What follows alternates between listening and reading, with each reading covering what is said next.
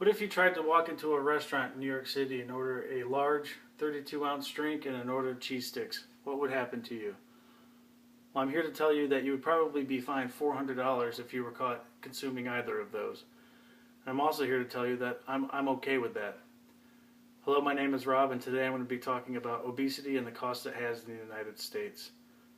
Right now, currently, New York City is on the forefront of trying to curb obesity through several regulations, and some of these regulations would be they have a 16-ounce size limit on all drinks served in restaurants. They also have to, all restaurants need to post how many calories are in each of their food and the contents. And any violations of these are susceptible to a $200 fine.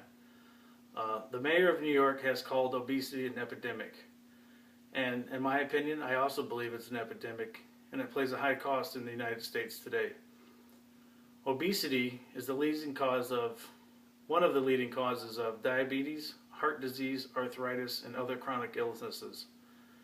And according to the Northeast Business of Health, obesity annually is costing businesses $73 billion annually. So what does that mean? That means less jobs. It also means lower salaries. Some businesses today are trying to focus more on wellness of their employees and providing benefits along those lines as free gym memberships, meeting company goals in fitness and in health, and that directly results to their salaries. And if these aren't met, you will not meet the requirements to move up in the chain of command in that business. So $73 billion sounds like a lot of money to businesses. Can you take a guess at what the government might spend on the cost of obesity today? The cost of obesity the government spends is about $147 billion a year. Now, as far as the overall budget goes, that does not seem like a lot, but what does it mean to the healthcare budget? Well, that's about 10% of the total healthcare budget each year is spent paying for issues related to obesity. Now, that figure is 80% higher than all kinds of cancers, and this is a trend that was found on healthcare.com. So you can see it's a very dramatic cost. And what does the cost of this healthcare increase relate to? Well, 20 years ago, the average person paid about $2,800 annually for insurance costs. 10 years ago, it's stepped up to about $4,700 a year. 2008, $7,500 a year. Now, these figures directly correlate to the scientific research that has led to different types of fats, whether it be trans fats or whether it be the good fats. But it all translates to the amount of obese people progressing in a northward slope over the past 20 years. What we are looking at with these numbers is about 42% of the United States will be obese by the year 2030. And this is according to Dr. Staubach at Trends.com. And this would be costing the government close to $550 billion a year to help pay for these costs. Well, what does that mean with that such a huge number? Well, what it means is there's going to be more and more people that are going to become uninsured. As the increase in healthcare goes up, it directly correlates to the increase in uninsured Americans. And by the year 2030, when it's said to be that 42% of the people will be obese, we're looking at about 38% of the Americans to be uninsured, which directly correlates to us having increased taxes and more businesses having to pick up the burden of the cost. So how do we fix this cost? Well, there's two ways I think we can use to fix this cost. One is through a societal change or a change in the mindset in a society, and the other would be government regulations. Also, according to Dr. Mark Staubach on Trends.com,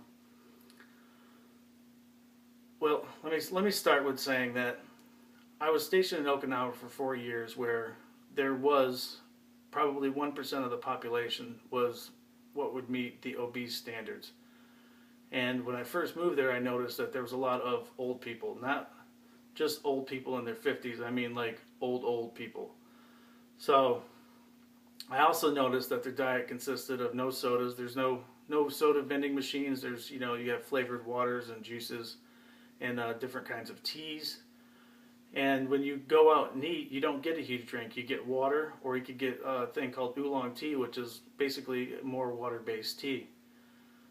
And so I decided to do some research on their diet and found out some interesting facts on the island of Okinawa in regards to obesity and how it relates to healthcare. Now, on Trends.com, it was the Okinawans have been keeping strict records of their strict census records since 1870. And being a small island, they use this for subsidized from Japan to make sure they can get all the money they can out of them. They have, per capita, they have more people living to be over 100 years old. They have the lowest death rates of cancer, heart disease, and stroke, which are the leading top 3 death rates here in the United States. They have the highest life expectancy of 65 years in men and women over the age of 65. And they have the world's largest life expectancy for women, period. And from all the research I've done, it all correlates to their diet and their health and well-being. Now, while I was there, I had back issues, and I would go see a chiropractor. And I couldn't see the chiropractor until I went and got x-rays. And the guy told me, he says, well, you just go down the street, take a left, and they'll give you x-rays down there. No doctor, well, it was a hospital, but I didn't need a doctor appointment. I walk in, I say, hey, I need my back x-rayed. They give me 6 x-rays, takes about 15 minutes, and then when it's all said and done, he says that's $35. Now, if I was in the United States, that would have been well into the hundreds just to go see a chiropractor. I remember leaving that place thinking, wow, how is their healthcare so cheap? And I think this is a correlation to it. The next part, I believe, would be government intervention through fines, through regulations on amounts of trans fats, calories, etc., and sizes and amounts of portion sizes, whether it be in school or whether it be in restaurants. I don't think it's feasible to change a society by the year 2030. So we know that these numbers that I spoke about earlier are going to be reached. But I do think the best approach would be to regulate what we do, and then over the next 20 to 30 years, that will kind of become the norm, such as, speed limits or whatever. This is what you get. And so through government regulations, in turn, I believe in the future it will lead to societal changes in the obesity world. Some things I talked about today was the obesity trend is not going to stop. It's moving in a northward guide slope. Currently, the cost to us right now, annually, in businesses is, between business and government, is $220 billion. In 2030, we know the cost will be roughly $550 billion for the government, and if we were to move the business side of the house to the same guide slope, that we would probably be about $700 billion a year spent treating obesity. We do pay the cost. As the insurance raises, so does the uninsured, and so does the government having to treat these people, and we have to refund that through taxes. So what we need moving forward would be some kind of a societal change. Thank you for your time, and speech has been pretty fun.